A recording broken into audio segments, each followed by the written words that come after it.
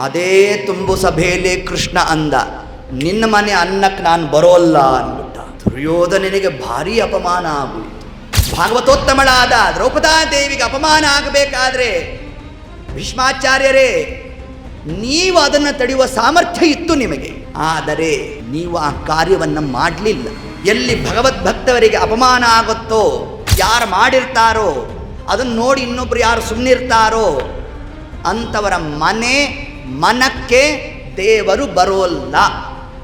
ಹಣ್ಣನ್ನು ಎಸಿತಾ ಇದ್ದಾಳಂತೆ, ಸಿಪ್ಪೆಯನ್ನು ಕೊಡ್ತಾ ಇದ್ದಾಳಂತೆ, ಕೃಷ್ಣ ಸಿಪ್ಪೆ ತಿಂತ ಕೂತಿದ್ದಂತೆ. ಯಾರು ಭಕ್ತಿಯಿಂದ ಪರಮಾತ್ಮನಿಗೆ ಏನು ಕೊಟ್ಟು ನಮ್ಮ ಸ್ವಾಮಿ ತಾನು ಸ್ವೀಕಾರ ಮಾಡ್ತಾನಂತೆ. ಕೃಷ್ಣನಿಗೆ ಎಷ್ಟು ಪ್ರೀತಿ ವಿದುರನ ಮೇಲೆ ಅಂತಂದರೆ, ಸಂಧಾನಕ್ಕೆ ಕೃಷ್ಣನನ್ನು ಕಳಿಸಿದ್ರು. ಹಸ್ತಿನಾವತಿಗೆ ಬಂದಾಗ ಕೃಷ್ಣನಿಗೆ ಆತಿಥ್ಯ ಮಾಡಬೇಕು ಅಂತ ದುರ್ಯೋಧನ ಬೇಕಾದ ಕ್ರಮವನ್ನು, ವೈಭವವನ್ನು ತೋರಿಸ್ತಾ ಇದ್ದ. ಭಕ್ತಿಯಿಂದ ಅಲ್ಲ, ನೋಡಿ ಎಷ್ಟು ಸಂಪತ್ತಿದೆ ನನ್ನ ಹತ್ರ ಅಂತ ಕೃಷ್ಣನಿಗೆ ತೋರಿಸ್ಬೇಕಾಗಿತ್ತು. ಲಕ್ಷ್ಮೀಪತಿಗೆ ಸಂಪತ್ತು ತೋರಿಸ್ತಾನಂತೆ, ಇಷ್ಟು ಕಾರ್ಯ ಮಾಡ್ದ. ಸರಿ, ಪಂಚಭಕ್ಷ ಪರಮಾನ್ನ 5 ಸ್ವೀಟ್ಸ್ ಮಾಡಿಸ್ಬಿಟ್ಟಿದ್ದಂತೆ. ಏನು ತುಂಬು ಸಭಾ, ಆ ಸಭೆಯಲ್ಲಿ ದುರ್ಯೋಧನ ಕೃಷ್ಣನಿಗೆ ಆಮಂತ್ರಣ ಕೊಟ್ಟ. ಕೃಷ್ಣ, ಇವತ್ತು ನನ್ನ ಮನೆಯಲ್ಲೇ ಆತಿಥ್ಯ ಅಂದ. ಅದೇ ತುಂಬು ಸಭೆಯಲ್ಲಿ ಕೃಷ್ಣ ಅಂದ, ನಿನ್ನ ಮನೆ ಅನ್ನಕ್ಕೆ ನಾನು ಬರೋಲ್ಲ ಅಂದ್ಬಿಟ್ಟ. ದುರ್ಯೋಧನನಿಗೆ ಭಾರೀ ಅಪಮಾನ ಆಗೋಯಿತು. ಕೃಷ್ಣ, ನನ್ನ ಮನೆ ಅನ್ನಕ್ಕೆ ಯಾಕೆ ಬರೋಲ್ಲ ಅಂತಂದ. ಯಾಕೆ ಬರೋಲ್ಲ ಅಂತ ಕೇಳ್ತೀಯಾ? ನೋಡು, ಒಬ್ಬರ ಮನೆ ಅನ್ನಕ್ಕೆ ಹೋಗಬೇಕಾದರೆ 2 ಕಾರಣ ಇರಬೇಕು. ಒಂದು, ಅವರಲ್ಲಿ ಪ್ರೀತಿ ಆದರಾದಿಗಳು ಇರಬೇಕು, ಆಗ ಅವರ ಮನೆ ಕಾರ್ಯಕ್ರಮಕ್ಕೆ ಹೋಗ್ತೀವಿ. ಲೋಕದಲ್ಲಿ ಸತ್ಯ ತಾನೆ. ಈಗ ಯಾರೋ ಒಬ್ಬರು ನಿಮ್ಗೆ ಇನ್ವಿಟೇಷನ್ ಕಾರ್ಡ್ ಕೊಟ್ಟರು, ಮದುವೆಗೆ ಬನ್ನಿ, ಎಲ್ಲ ಬರಬೇಕಾಯ್ತಾ ಅಂತ ಅಂದ್ಬಿಟ್ಟು ಅವ್ರು ಹೋದ್ಮೇಲೆ ಹೋಗ್ತೀರಾ ಅಂದರು. ಅವ್ರು ಬಾಯಿ ಮಾತಿಗ್ರಿ ಕರೆದಿದ್ದು, ಯಾರು ಹೋಗ್ತಾರಪ್ಪ, ಇಷ್ಟ ಆಗೋಯ್ತು. ಅದೇ ಇನ್ನೊಬ್ರು, ನೋಡಪ್ಪ ನಿಮ್ಮ ಹಾದಿ ಕಾಯ್ತಾ ಇರ್ತೇವೆ, ನೀವು ಬಂದೇ ತೀರಬೇಕು, ಮತ್ತೆ ನೋಡ್ರಿ, ಆಮೇಲೆ ಬರಲಿಲ್ಲ ಅಂತ ನೋಡ್ರಿ ಅಂತ ಬೇಕಾದ ಹೀಗಂದರು. ಅಂದಾಗ ಎಷ್ಟು ಬಲವಂತ ಮಾಡಿದ್ದಾರ್ರಿ, ಶತಾಯ ಗತಾಯ ಹೋಗಿ ಬರೋದೆ. ಕೊಟ್ಟಿದ್ದೇನು ಇನ್ವಿಟೇಷನ್ ಕಾರ್ಡೇ ಇಬ್ಬರು, ಆದರೆ ಕರೆಯೋ ಕಾಲಕ್ಕೆ ಎಷ್ಟು ವ್ಯತ್ಯಾಸ ಉಂಟು. ಅದನ್ನು ಕೃಷ್ಣ ತಿಳಿಸ್ದ. ನೋಡಿ, ನೀನು ಪಂಚಭಕ್ಷ ಪರಮಾನ ಮಾಡಿದ್ಯಾ ಅಂತ ನಿನ್ನ ಮನೆ ಅನ್ನಕ್ಕೆ ನಾನು ಬರೋಲ್ವೋ, ನಿನ್ನಲ್ಲಿ ಪ್ರೀತಿ ಆದರಾದಿಗಳಿಲ್ಲ, ನಿನ್ನ ಮನೆ ಅನ್ನಕ್ಕೆ ನಾನು ಬರೋಲ್ಲ ಅಂದ ಕೃಷ್ಣ. ಇನ್ನೊಂದು ಕಾರಣ ಏನು ಅಂದ. ಇನ್ನೊಂದು ಕಾರಣ ಏನು ಗೊತ್ತಾ? ಇನ್ನೊಬ್ಬರ ಮನೆ ಅನ್ನಕ್ಕೆ ನಾವು ಹೋಗಬೇಕಾದ್ರೆ ನಮಗೆ ತಿನ್ನಕ್ಕೆ ಗತಿ ಇರಬಾರ್ದು, ಆಗ ಇನ್ನೊಬ್ಬರ ಮನೆ ಅನ್ನಕ್ಕೆ ಹೋಗ್ತೇವಂತೆ. ಕೃಷ್ಣ ಅಂದ, ನನಗೇನು ಆ ಗತಿ ಬಂದಿಲ್ಲ ಅಂದ. ದ್ವಾರಾವತಿಂ ಸಕಲ ಭಾಗ್ಯವತಿಂ ಉಪೇಕ್ಷ, ಎಲ್ಲ ಲಕ್ಷ್ಮೀಪತಿನೂ ನಾನು, ನನಗೇನು ಆ ಕ್ರಮ ಬಂದಿಲ್ಲಪ್ಪ. ಆದ್ದರಿಂದ ದುರ್ಯೋಧನ, ನಿನ್ನ ಮನೆ ಅನ್ನಕ್ಕೆ ನಾನು ಬರೋಲ್ಲ ಅಂದ.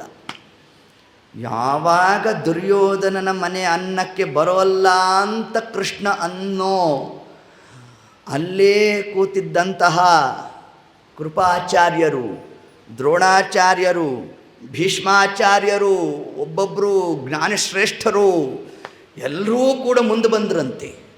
ಮುಂದೆ ಬಂದರೂ ಒಂದು ಮಾತಾಡಲಿಲ್ಲ. ಯಾಕೆ ನಾವು ಕರೆಯೋದು, ನಿಮ್ಮ ಮನೆಗೂ ಬರೋಲ್ಲ ಅಂತ ಈ ಕೃಷ್ಣ ಅನ್ನೋದು, ಇದು ಆಗಬೇಕು ಅಂತ ಸುಮ್ಮನೆ ಶಾಲೆಗಳು ಹೀಗೆ ಅಂದ್ಕೊಂಡು ನಿಂತ್ಕೊಂಡ್ರಂತೆ. ಕೃಷ್ಣ ನಮ್ಮ ಮನೆಗೆ ಬಾರೋ ಅಂತ ಮುಖಭಾವ ಅದು. ಅಂದಾಗ ಕೃಷ್ಣ ಅನ್ನಂತೆ, ನಿಮ್ಮ ಯಾರ ಮನೆಗೂ ಬರೋಲ್ಲ ಅಂದ್ಬಿಟ್ಟ ಪರಮಾತ್ಮ. ಭೀಷ್ಮಾಚಾರ್ಯ ಕೇಳಿದ್ರು, ಕೃಷ್ಣ ನನ್ನ ಮನೆ ಅನ್ನಕ್ಕೆ ಯಾಕೆ ಬರೋಲ್ಲ ನೀನು ಅಂತಂದು. ಯಾಕೆ ಬರೋಲ್ಲ? ಭಾಗವತೋತ್ತಮಳಾದ ದ್ರೌಪದಾದೇವಿಗೆ ಅಪಮಾನ ಆಗಬೇಕಾದ್ರೆ ಭೀಷ್ಮಾಚಾರ್ಯರೇ, ನೀವು ಅದನ್ನು ತಡೆಯುವ ಸಾಮರ್ಥ್ಯ ಇತ್ತು ನಿಮಗೆ, ಆದರೆ ನೀವು ಆ ಕಾರ್ಯವನ್ನು ಮಾಡಲಿಲ್ಲ. ನಿಮ್ಮನೆ ಅನ್ನಕ್ಕೆ ನಾನು ಬರೋಲ್ಲ ಅಂದ ಕೃಷ್ಣ. ಇದು ಭಾಗವತ ಧರ್ಮ. ಏನು ತಾತ್ಪರ್ಯ ಇದರಿಂದ? ಎಲ್ಲಿ ಭಗವದ್ಭಕ್ತವರಿಗೆ ಅಪಮಾನ ಆಗುತ್ತೋ, ಯಾರು ಮಾಡಿರ್ತಾರೋ ಅದನ್ನು ನೋಡಿ ಇನ್ನೊಬ್ರು ಯಾರು ಸುಮ್ಮನಿರ್ತಾರೋ ಅಂಥವರ ಮನಕ್ಕೆ ದೇವರು ಬರೋಲ್ಲ. ಇದನ್ನು ತಿಳಿಸ್ತಾ ನಮ್ಮ ಸ್ವಾಮಿ. ಎಲ್ಲೋ ದೂರದಲ್ಲಿ ವಿದುರ ಕೂತಿದ್ದ. ಕೃಷ್ಣ ಕೂಗ್ದ, ವಿದುರ ನಿನ್ನ ಮನೆ ಅನ್ನಕ್ಕೆ ಬರ್ತೀನಿ ಅಂದ್ಬಿಟ್ಟ ಪರಮಾತ್ಮ. ಯಾಕಂದ ನಮ್ಮ ದೇವರು ಅಂದು ಅಸತ್ಸಭಾಯಾಮ್ ದ್ರೌಪದಾದೇವಿ ವಸ್ತ್ರಾಪರಣ ಆಗೋ ಕಾಲಕ್ಕೆ ಅದನ್ನು ಪ್ರತಿರೋಧ ಮಾಡಿದವರು ಯಾರು? ವಿದುರ ಮಾಡಿದ್ನಂತೆ.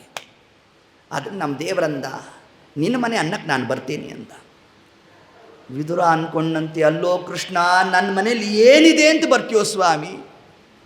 ಆಗ್ಲಪ್ಪ ನಿನ್ನ ಚಿತ್ತ ಅಂತ ಹೇಳ್ತಾ ತತ್ಕಾಲಕ್ಕೆ ವಿದುರ ತಾನು ತನ್ನ ಮನೆಗೆ ಧಾವಿಸಿ ಹೋಗ್ತಾ ಇದ್ದಾನಂತೆ. ಪರಮಾತ್ಮ ತಾನು ಹೋಗಿ ತನ್ನ ಪತ್ನಿಗೆ ಹೇಳ್ದ, ನೋಡು ಕೃಷ್ಣ ಬರ್ತಾನಂತೆ, ಅದೇನು ನೋಡಿ ಬರ್ತಾ ಇದ್ದಾನೋ, ಅದು ಏನಿದೆ ಅಂತ ನಾವು ಕೊಡೋಣ, ಇರೋ ಹಣ್ಣುಗಳನ್ನೆಲ್ಲ ಹೆಚ್ಚಿಡು, ಇನ್ನೊಂದಷ್ಟು ಹೋಗಿ ತರ್ತೇನೆ ಅಂತಂದಂತೆ. ಕೃಷ್ಣ ಒಂದು ಟೈಮ್ ಕೊಟ್ಟಿದ್ದ, ಸಂಜೆ 6 ಗಂಟೆಗೆ ಬರ್ತೀನಿ ಅಂತ.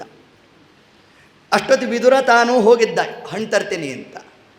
ವಿದುರನ ಪತ್ನಿ ಏನು ಮಾಡಿದ್ಲಂತೆ, ಕೃಷ್ಣ ಬರ್ತಾನೆ, ಕೃಷ್ಣ ಬಂದಾಗ ಹಿಂಗೆ ಅರ್ಘ್ಯ ಮಾಡಬೇಕು, ಹಿಂಗೆ ಪಾದ್ಯ ಕೊಡಬೇಕು, ಹಿಂಗೆ ಅವನಿಗೆ ಆಸನ ಕೊಡಬೇಕು ಅಂತ ತಾನು ಮನಸ್ಸಿನಲ್ಲಿ ಆಲೋಚನೆಯನ್ನು ಮಾಡ್ತಾ ಮಾಡ್ತಾ ಮಾಡ್ತಾ ಮಾಡ್ತಾ ಮಾಡ್ತಾ ಮಾಡ್ತಾ ಏನಾಯ್ತಂತೆ, ಇಹಲೋಕದ ಪರಿವನ್ನೇ ಮರೆತು ಬಿಟ್ಲಂತೆ.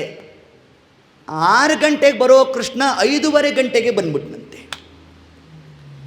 ಕೃಷ್ಣ ಬಂದಿರೋ ಪರಿವೇ ಗೊತ್ತಿಲ್ವಂತೆ ಯಾರಿಗೆ? ವಿದುರನ ಪತ್ನಿಗೆ. ಕೃಷ್ಣ ಬರ್ತಾನೆ ಅನ್ನೋ ಆ ಸೋಗಿನಲ್ಲಿ ತಾನಿರೋಣ. ಹಣ್ಣನ್ನು ಎಸಿತಾ ಇದ್ದಾಳಂತೆ, ಸಿಪ್ಪೆಯನ್ನು ಕೊಡ್ತಾ ಇದ್ದಾಳಂತೆ. ಕೃಷ್ಣ ಸಿಪ್ಪೆ ತಿಂತ ಕೂತಿದ್ದಂತೆ. ನೋಡ್ರಿ, ಏನು ಕರುಣಾ ನಿಧಿಯೋ ಹರಿಯೋ, ಮತ್ತೇನು ಭಕ್ತ ದೀನನೋ, ಮತ್ತೇನು ಈತನ ಲೀಲೆ ಇಚ್ಛಾ ಮಾತ್ರದಿ ಪೊರೆವ.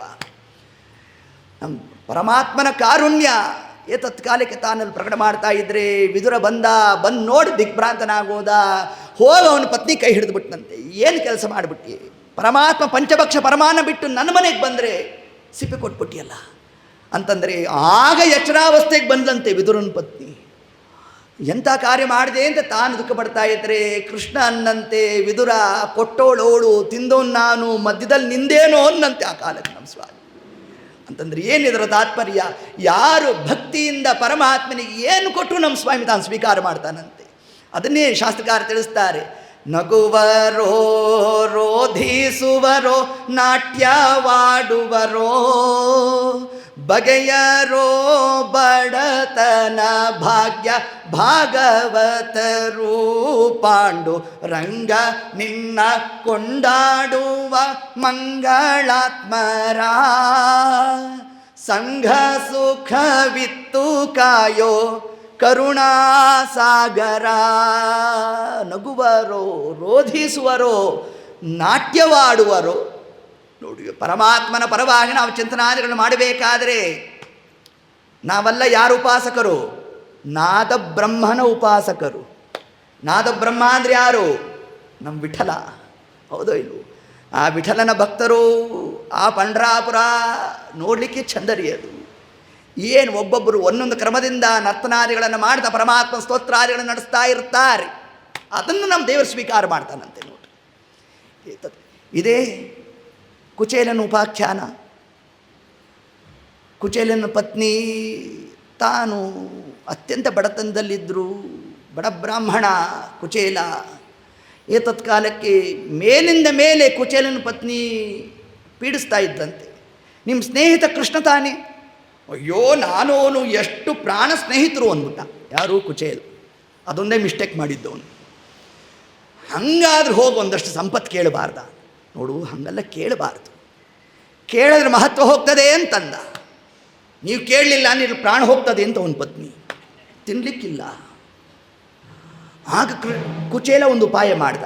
ನೋಡು, ಅವ್ರ ಮನೆಗೆ ಹೋಗಬೇಕಾದ್ರೆ ದೊಡ್ಡವರ ಮನೆಗೆ, ಸ್ನೇಹಿತನ ಮನೆಗೆ, ಮಕ್ಕಳಿರೋ ಮನೆಗೆ, ರೋಗಿಷ್ಠರಿರೋ ಮನೆಗೆ, ಗುರುಗಳ ಮನೆಗೆ ಹೋಗಬೇಕಾದ್ರೆ ರಿಕ್ತ ಹಸ್ತದಿಂದ ಹೋಗಬಾರ್ದು. ರಿಕ್ತ ಹಸ್ತ ಅಂದರೆ ಬರಿಗೈ ಹೋಗಬಾರ್ದು. ನಮ್ಮ ಮನೇಲಿ ಏನೂ ಇಲ್ಲ, ಬರಿಗೈಯಲ್ಲಿ ಹೇಗೆ ಹೋಗಲಿ ಅಂತಂದ. ಕುಚೇಲನ ಪತ್ನಿ ಏನು ಸಾಮಾನ್ಯ ಅಲ್ಲ. ಅದಕ್ಕೇನು ಚಿಂತೆ ಮಾಡಬೇಡ್ರಿ, ಒಂದಿಷ್ಟು ಅವಲಕ್ಕಿ ಇದೆ, ಅದನ್ನು ಕಟ್ಕೊಡ್ತೀನಿ, ತಗೊಂಡು ಹೋಗ್ರಿ ಅಂತ.